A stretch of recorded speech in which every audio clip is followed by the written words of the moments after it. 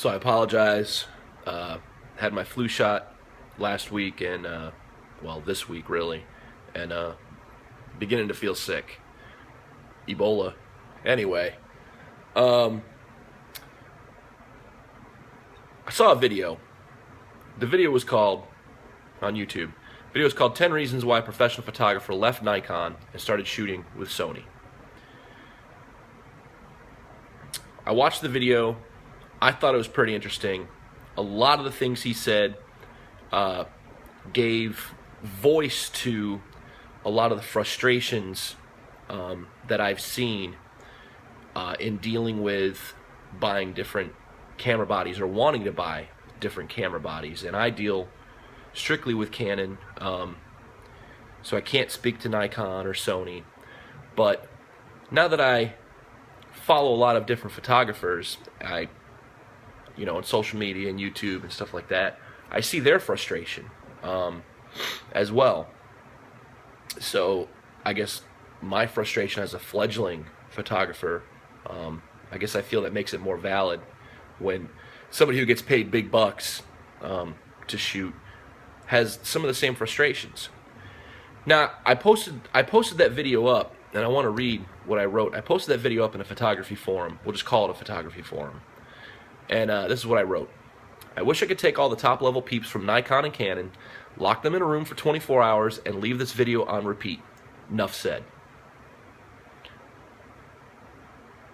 I got a lot of responses that were basically saying, oh, this guy's being paid by Sony. It's obvious. Getting sick and tired of this DSLR bashing.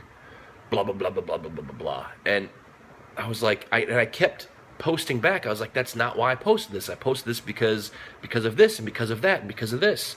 And I would list all these reasons that I was frustrated, and nobody ever responded to those. And so I edited my original post, and I said, edit. Not enough said, as everyone wants to argue mirrorless versus DSLR, which is not why I shared this.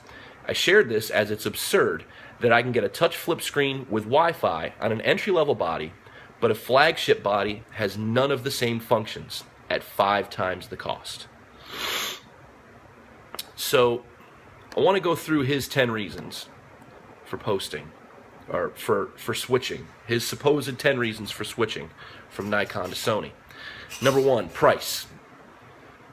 He said it's a butt-ton cheaper, it's got a higher ISO, and he said 409,000. I think that's absurd. I don't know how usable that is, but it's a high ISO, right? 11 frames per second, 24 megapixels, and 4K video. Okay, well, Nikon has bodies that are higher than 24 megapixels, and I don't know if Nikon has 4K video yet or not. I know Canon doesn't. Number 2, he said weight. They're lighter. I don't care. If a camera body is too heavy for you with a regular lens, I don't want to, we could talk about the 70-200 2.8 IS L lens from Canon. I hear that's a big honking hefty lens that I would love to own and heft around. But in my opinion, if the camera's too heavy for you, you might want to consider lifting some weights or not shooting for 8 hours out of the day. And I get that if that's your job and that's what you're doing, I understand that. So you gotta find a workaround. Number 3, electronic viewfinder. I think this is something that I would truly enjoy having, because there have been situations where I'm doing the whole take my test shots, check on my screen, okay, and on my original 5D, which isn't the best screen in the world, I'm still kind of guessing. But all right, it looks good. All right, cool. And I get everything dialed in, my ISO, my white balance, everything. And then I'll move. Then I'll go somewhere else. And I'll remember to change my ISO, and I'll remember to change some other settings, but I'll go and take a bunch of pictures and not remember to have checked my white balance. And I think with an electronic viewfinder that shows you what the picture will be is a much better option. We have that with live view on Canon, but I don't use that unless I'm, you know, the few times that I've shot the moon, I definitely use it there. All right, so tilt screen. And a lot of the pro guys that posted up, when I posted the video, they're like, yeah, who fucking needs a tilt screen? That's stupid. And I'm like, that is the dumbest thing I've ever heard. Why would you not want to have a tilt screen? A flippy screen. My 60D has it, and I love it. If I'm shooting above, down, I just tilt the screen. I don't have to frickin' guess like I have to do with my 5D. And I go, oh, let me guess. Let me guess that that's where I want to focus. Take the picture. Let me check it. Nope. I don't have to do that. Or on the ground. I have to physically lay on the ground with my 5D. My 60D, I can just squat down because I have a bad back. I don't like to bend. I can squat down, flip up the screen, good to go. I don't understand why you wouldn't want to have that. And somebody brought up, well, it can't be weather sealed. Who cares? The Canon has expensive-ass bodies that aren't fucking weather sealed. You can weather seal the body and just make the screen a flippy screen, or make a screen on the back of it that's right there and can't move, and then another flippy screen that you can remove that isn't weather sealed. We'll get into people saying that that's too expensive for Canon to do in a minute. Focus peaking. I don't use it. I guess what it does is it tells you exactly where your lens has focus. I guess it shows you a red dot or something like that. I've never used it because I've never had a camera that has it. But I hear it's a great thing. And a lot of people were pissed off that the 7D Mark II didn't have it for video. I guess it's a big deal. I don't know. Memory card compatibility. He was bitching in the video that some of his Nikons weren't compatible. Different memory cards wouldn't work in other cameras. I don't have that problem. My biggest pet peeve is CF cards and fucking SD cards. I just wish one would fucking take over. Kind of like Blu-ray took over, took out HD DVD and VHS took out Beta. Who's that old? Wi-Fi. This, I don't understand why I can't get Wi-Fi on an expensive-ass fucking body. It's pretty stupid to me. Again, there were pros in there. Fucking Wi-Fi is stupid. Well, from what I hear, because I don't know personally, but from what I hear, if you're a professional sports photographer, you basically have to have Wi-Fi if you want your photo to get used, because it goes straight from your camera to another dude with a fucking laptop who's editing the photos and putting them up right away, wherever.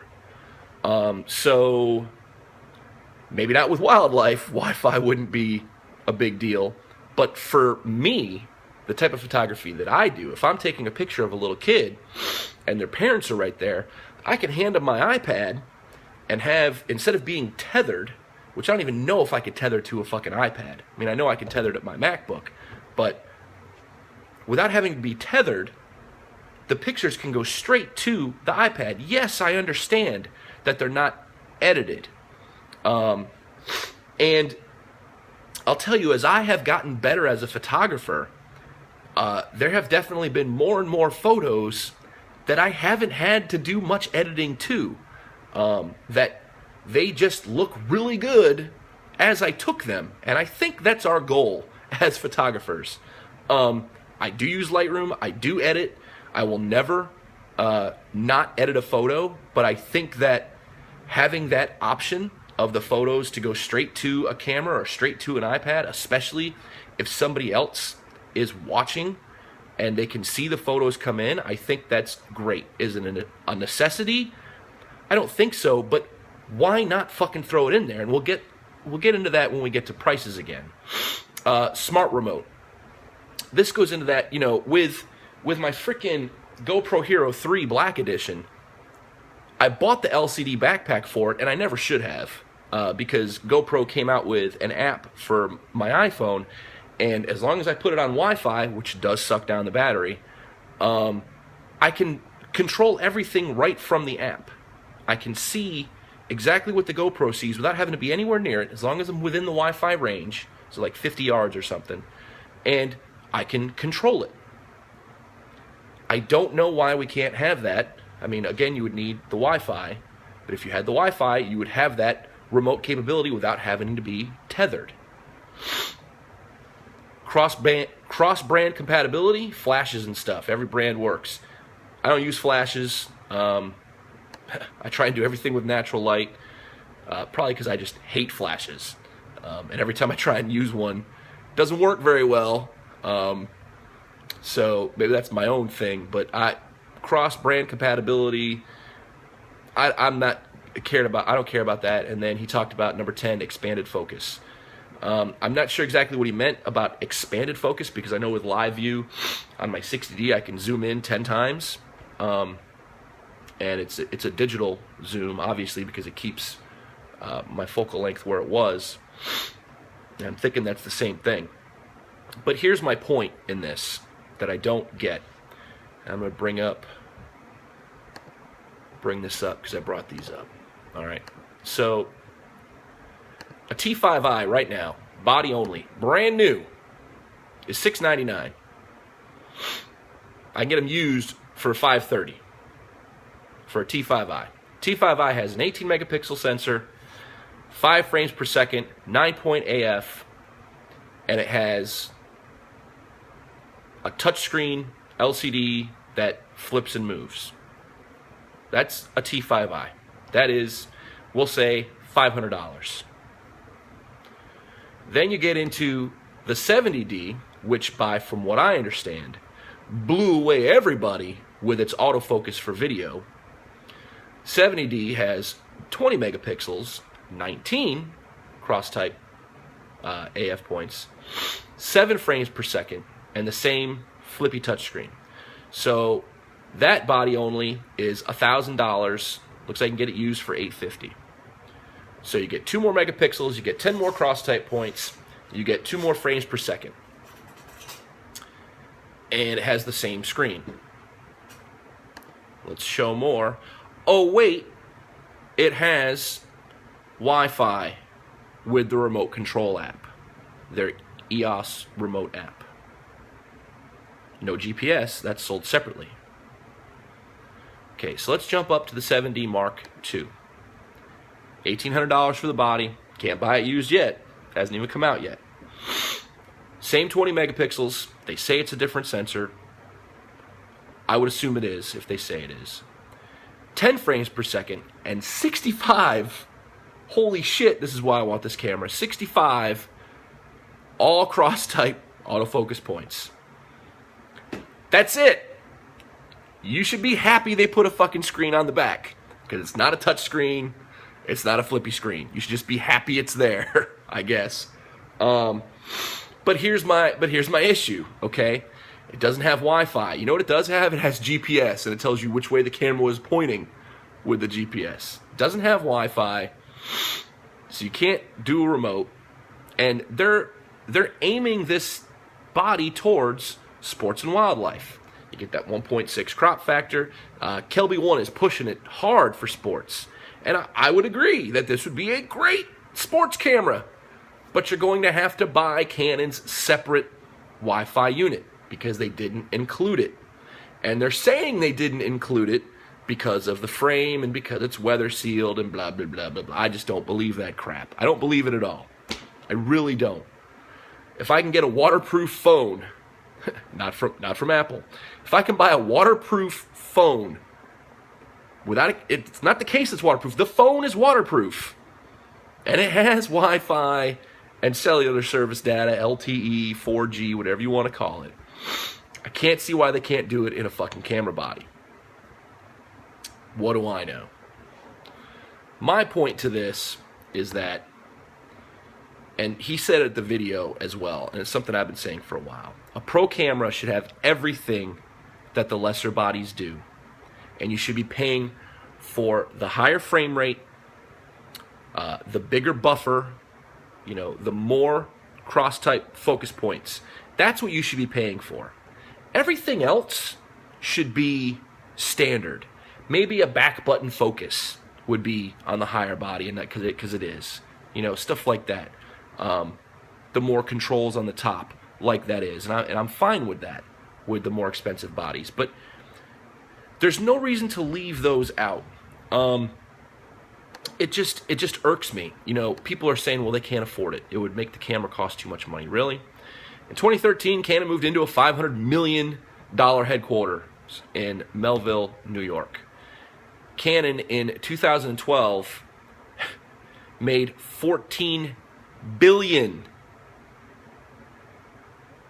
$14 billion. I think they can totally afford to put those things on the bodies and in the bodies, you know, the Wi-Fi, without having to charge you more. And I think the reason why they do, and I think we all know this, is I've just been wasting my time talking, is because they want to get you to buy more bodies. You know, if you're a Canon guy and you're stuck with the Canon lenses, because let's be honest, Canon has the biggest selection of lenses, and I would say the best selection of lenses, because it's the biggest. So if you want to do video, well, maybe you want a 5D Mark III or a 70D. If you want to do sports and wildlife, you're going to be buying the 7D Mark II. If you want to do portraiture, you're going to be buying the 5D Mark III or the 1DS or X or whatever it is. You know, that's why they do it. They want you to buy more than one body. I have more than one body. I have two. I plan on buying, well, actually I have 3, 4, 5, 6 camera bodies actually from Canon. I plan on buying the 7D Mark II when it comes out. So they got me, because when I buy the 7D Mark II, I'm not going to be selling my 60D. I'm not going to sell my 5D. The only way I sell my 5D is if I buy a 5D Mark II or 3. You know, the only way I'd sell my 60D is if I bought a 70 or a 70D.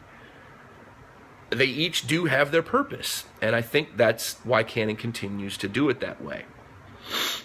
I think they're going to have to change with companies like Sony and, you know, like that coming out with bodies, and I think everything will move to mirrorless in the future. I don't think there's any getting around that, just like it moved to digital. Yes, there are people that still shoot film, but by God, is film expensive. You know, I just bought that Tri-X 400. Holy crap, is that expensive? And then get it developed at a reputable place and find out how much that costs. Wow. I remember when film used to be cheap. Whew. It's going to go the same way. Everything's going to go mirrorless, and people with DSLRs are going to be like the people of today are with film. It's just the way it's going to go. So, just my thoughts. I think it's pretty stupid that Canon doesn't have all of those things. I don't know why, other than the one fact of they want you to buy more than one body. That's it. I ranted way long enough.